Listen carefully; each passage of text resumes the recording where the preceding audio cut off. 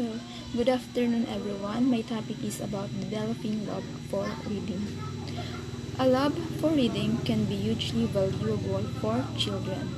The benefits of leisure reading include increased general knowledge, a positive impact on academic achievement, enhanced reading ability, and vocabulary growth.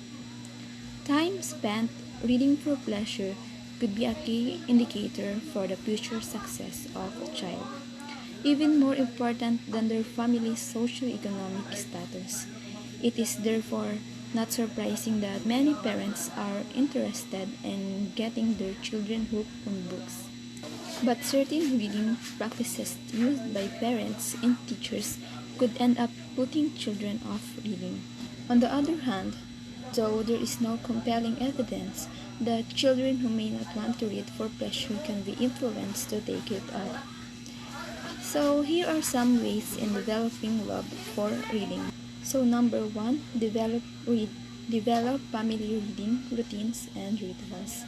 Find a regular time of day when you can dedicate story time into your day.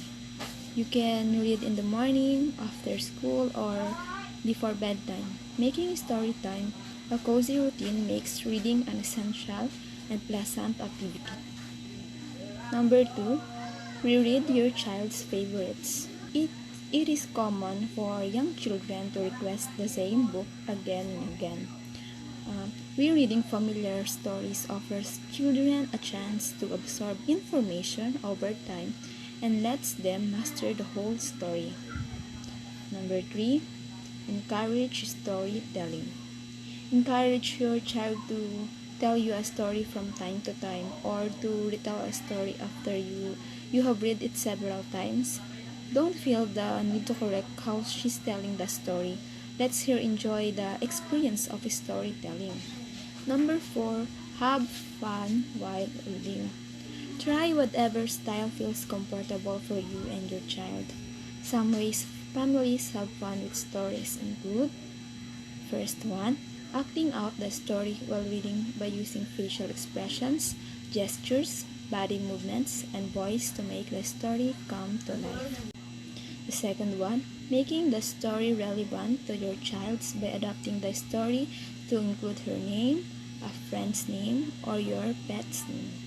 The last one is finding props to go along with favorite stories and offering them to your child to use here in play. Number 5, read aloud and make it exciting. Reading aloud fosters a love of books in children and helps children get hooked on books as they associate reading with pleasure.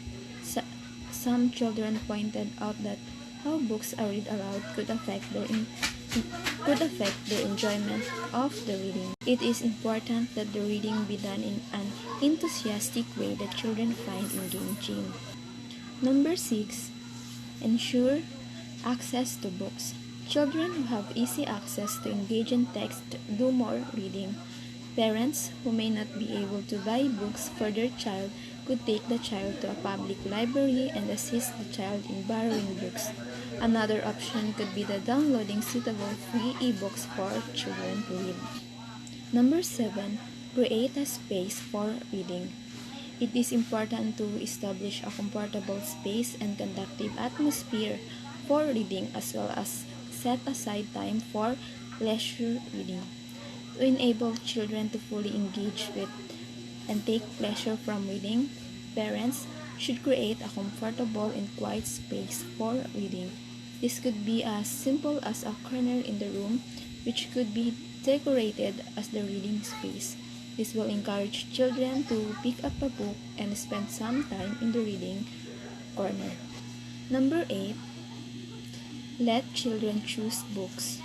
The children better enjoyed reading and did more leisure reading when they choose their books. When forced to read a book selected by a parent or teacher, they did not always enjoy the reading and sometimes did not read the books. The freedom to select books leads to a positive attitude towards readings, better engagement with the book, and more enjoyable reading experience. Additionally, children should be allowed to read whatever materials they find interesting, be it comics, magazines, or poetry. Doing otherwise may reduce their potential to engage in recreational reading. Number 9 is talk about books. Having discussion about the books is another way to speak children's interest in reading and in books. However, this should center on books that might appeal to the child rather than on the books you as an adult find engaging. Children who may not be interested in reading will have subjects and topics that they are excited about, such as sports, movies, or animals. Discussing books on a topic or subjects that the child finds exciting will likely whet their, whet their appetite for that. Good afternoon, everyone. My topic is about the role of children's literature in developing love for reading. Giving children access to all varieties of literature is extremely important for their success. Educators, parents, and community members should help students develop a love and passion for reading. Children's literature is important because it provides students with opportunities to respond to literature. It gives students appreciations about their own cultural heritage as well as those of others. It helps students develop emotional intelligence and creativity. It nurtures growth and development of the student's personality and social skills. It also transmits important literature and themes from one generation to the next.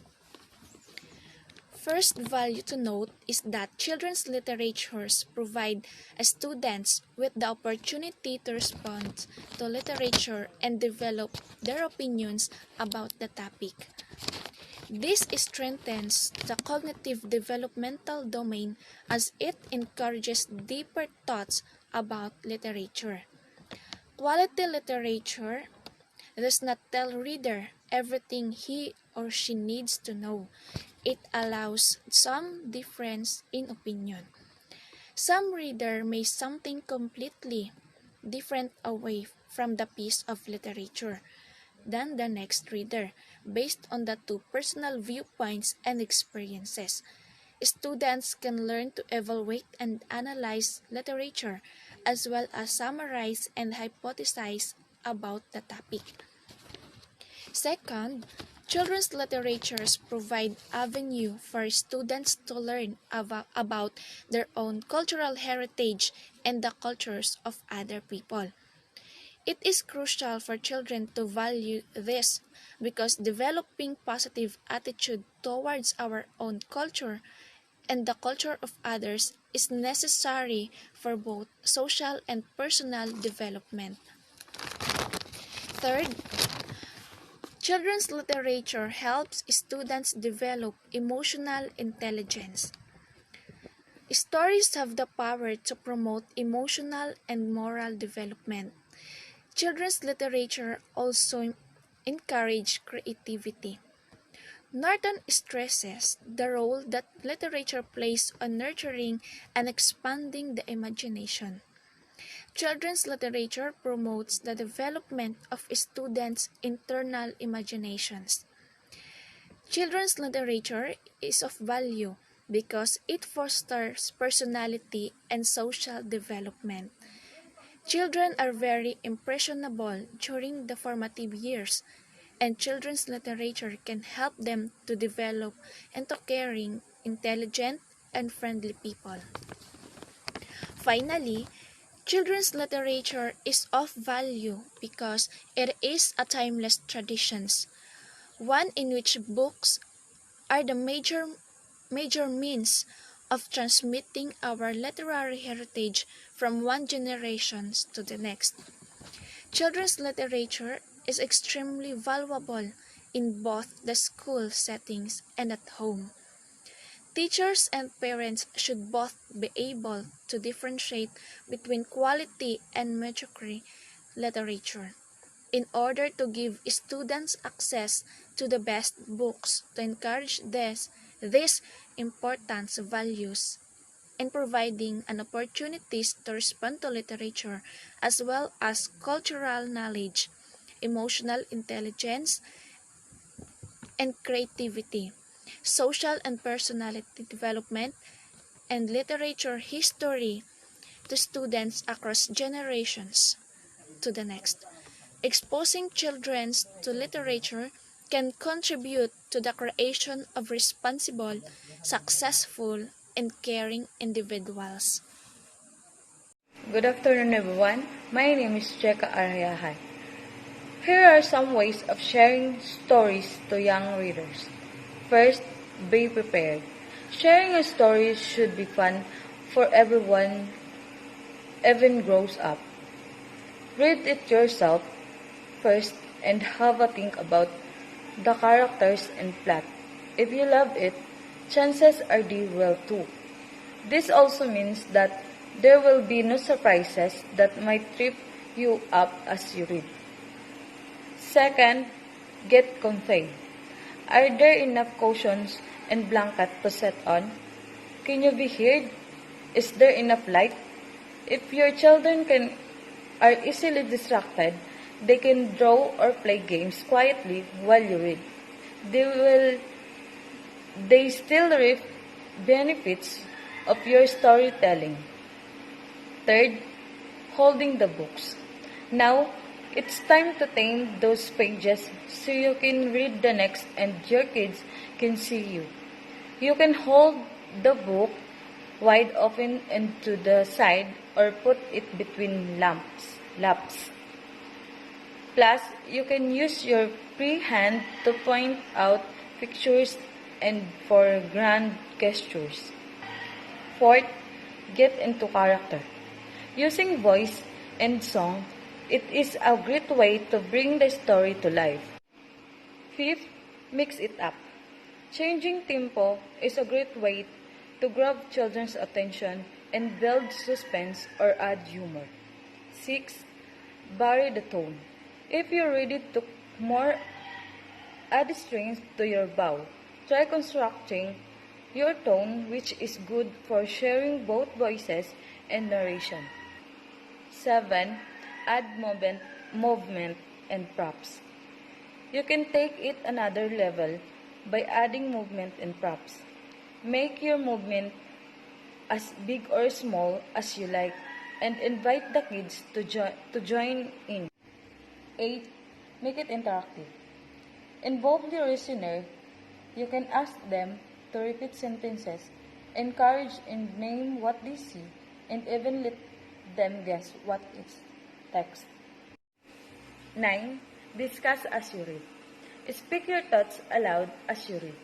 Is there something similar you remember happening in the world, or a related memory from your childhood? Set an example and your listener will become active. Engage readers who make their own connections. Take it to a new level.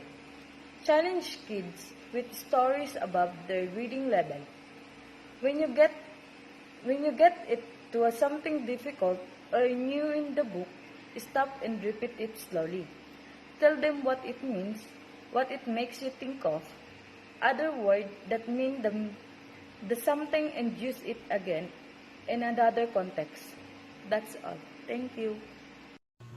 So, the last topic is about development of book and print orientation skills. Before your pre-reader can learn how to read, he or she needs to know about books. This is called book and print awareness, or concept of print book or book and print orientations skills. It is one of the 5 critical skills for reading readiness that we call the Big 5 skills. The other 4 skills are: first, letter knowledge, chronological awareness, listening comprehension, and motivation to read. What is book awareness? Your child has book awareness when he or she knows how to hold a book when they are reading and the parts of a book. So, what is print awareness? Your child has a print awareness when he or she understands that the print in the book is what we read and has meaning. It tells a story or gives the reader facts about a topic. A child with print awareness understands that we read from left to right and from the top of bottom. He or she understands that we move from one line to the next or return sweep as we read too. He or she can also identifies and knows the difference between words, letters, sentences, capital letters, and punctuation. Print awareness can be confusing for many young pre-readers, so they may need a lot of practice with these concepts before they understand them completely. So here are the guidelines for promoting print awareness. The number one is the organizations of books. Make sure students know how books are organized. They should be taught the basics about books, which they are read from right to left and top to bottom. The print may be accompanied by pictures or graphics, that the pages are numbered, and the purpose of reading is to gain meaning from the text and understand ideas that words convey. Number 2, read to students. Read to children from books with easy-to-read large print. Use stories that have predictable words in the text. Number 3, use big books and draw attention to words and letters. Help children notice and learn to recognize words that occur frequently, such as a, the, is, was, and you. Draw attention to letters in punctuation marks within the story. Number 4 is label objects and centers in your classroom. Use an index card to label objects and centers within the classroom with words and pictures. Use an index card with the word house for the house center and draw pictures of a house. Draw students' attention so these words when showing them the different centers. Number 5, encourage preschool children to play with print. They can pretend to write a shopping list, construct a stop sign, write a letter, make a birthday card, and etc. Number 6, help children understand the relationship between spoken and written language. Encourage students to find on a page letters that are in their names. Look at these words. It begins with the same letters as the name of someone in this room. Number 7, reinforce the forms and functions of print. Point them out in the classroom signs, labels, posters, calendars, and so forth. Number 8, teach and reinforce print conventions. Discuss print directionally. Print is written and read from left to right. Word boundaries, capital letters, and on punctuation. Number 9, teach and reinforce book awareness and book handling. Number 10, promote word awareness by helping children identify word boundaries and compare words. Number 11, allow children to practice what they are learning. Ask them to listen and participate in the reading of predictable and patterned stories and books. The last number is number 12. Provide practice with predictable and patterned books. Also try using a wordless pictures books like pancakes. Go through each page asking the children to tell the story from the pictures. Write their narration on a large piece of paper. Celebrate the story they authorized by eating pancakes.